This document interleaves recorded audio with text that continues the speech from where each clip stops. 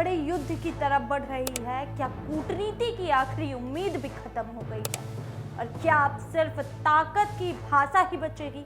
नमस्कार, आप देख रहे हैं कंटाप न्यूज़ और आज हम आपको सबसे बड़ी और सबसे अहम अपडेट देने वाले हैं, जहां इस वक्त पूरी दुनिया की नज़रें टिकी हुई हैं मिडिल ईस्ट पर, क्योंकि डोनाल्ड ट्रंप के एक बयान ने हालात को और ज़्यादा विस्फोटक बना दिया है।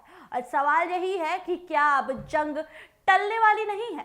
दरअसल इस्लामाबाद में अमेरिका और ईरान के बीच में जो बातचीत चल रही थी वो पूरी तरीके से फेल हो गई है और इस नाकामी के बाद हालात अचानक से बदल गए हैं।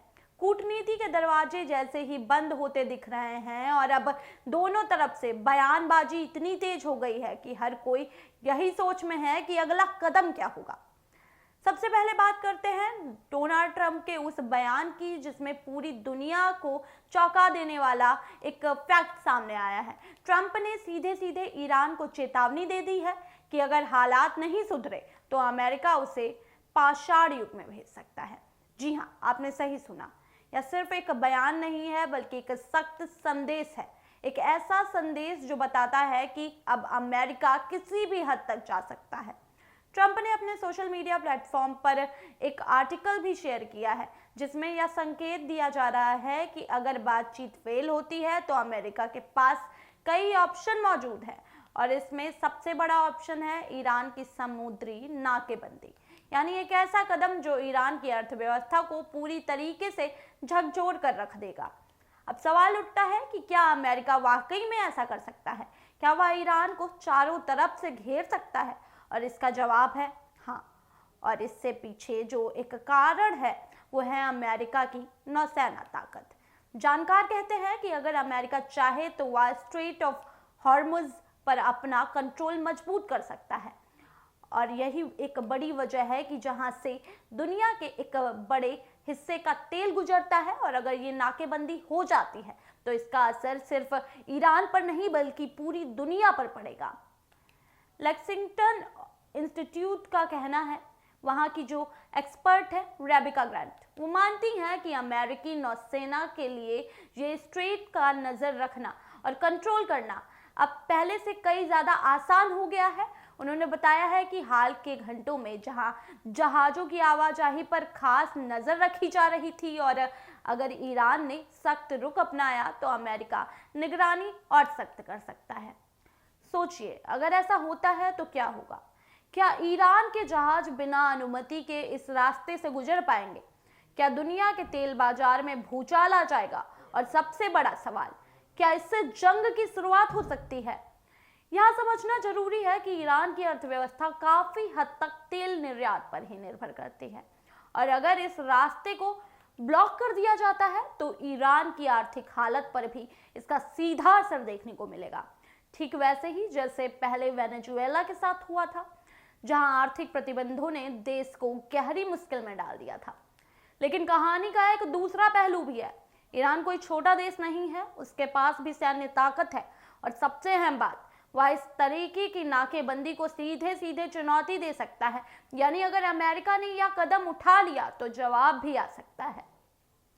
और यही वो पॉइंट है जहां से हालात जो हैं वो और ज्यादा खतरनाक हो जाते हैं, क्योंकि जब दो बड़े देश आमने सामने होते हैं तो छोटी सी चिंगारी भी बड़ी आग बन सकती है।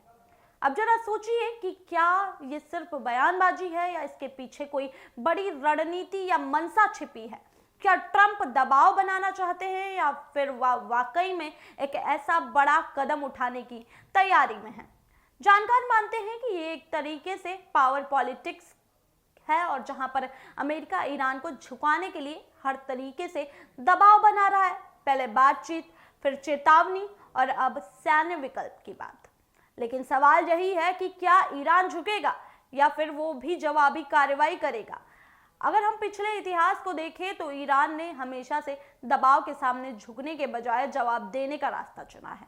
तो ऐसे में ये मानना गलत नहीं होगा कि अगर अमेरिका ने नाकेबंदी की कोशिश की तो ईरान भी चुप नहीं बैठेगा, और अगर ऐसा होता है तो इसका असर सिर्फ दो देशों तक सीमित नहीं रहेगा बल्कि पूरी दुनिया इसकी चपेट में आएगी। तेल की कीमतें बढ़ सकती हैं, वैश्विक बाजार हिल सकते हैं, और सबसे बड़ा खतरा एक बड़े युद्ध का। अब यहाँ एक और अहम सवाल गहराता जाता है कि क्या बाकी जो देश है इस मामले में चुप बैठ जाएंगे? क्या रूस, चीन या यूरोप इस स्थिति में जो हस्तक्षेप करेंगे या शांत रह जाएंगे? क्योंकि मिडिल ईस्ट में कोई भी बड़ा बदलाव सीधे सीधे वैश्विक राजनीति को प्रभावित करेगा। अगर रशिया और चाइना जैसे बड़े देश ईरान के समर्थन में आते हैं तो स्थिति जो है वो और ज्यादा कठिन होगी और ये टकराव एक बड़े अंतरराष्ट्रीय संकट में बदल सकता है। इस पूरे घटनाक्रम में एक चीज साफ है, हालात बेहद नाजुक है और हर कदम बहुत सोच समझ कर उठाना होगा, क्योंकि यहाँ एक गलती, एक गलत फैसला पूरी दुनिया को भारी पड़ सकता है। तो क्या ये बातचीत की कोई गुंजाइश बची हुई है या आखिरी वक्त पर कोई नया समझौता हो सकता है, या फिर दुनिया एक और बड़े संघर्ष की ओर बढ़ती जा रही है? ये वो सवाल है जिनका जवाब आने वाले दिनों में मिलेगा, लेकिन फिलहाल जो संकेत मिल रहे हैं वो चिंता बढ़ाने वाले हैं, क्योंकि जब कूटनीति फेल होती है तो फिर मैदान में उतरती है ताकत, और ताकत का खेल हमेशा से खतरनाक होता है। आप क्या सोचते हैं कि क्या ये सिर्फ दबाव की राजनीति है या फिर सच में जंग की आहट है? फिलहाल के लिए इतना ही, लेकिन इस बड़ी खबर पर हमारी नजर बनी रहेगी। हर अपडेट, हर बदलाव हम आप तक पहुंचाते रहेंगे। जुड़े रहिए कंटाप न्यूज के साथ। मैं थी आप सभी के साथ प्रियांशी मिश्रा।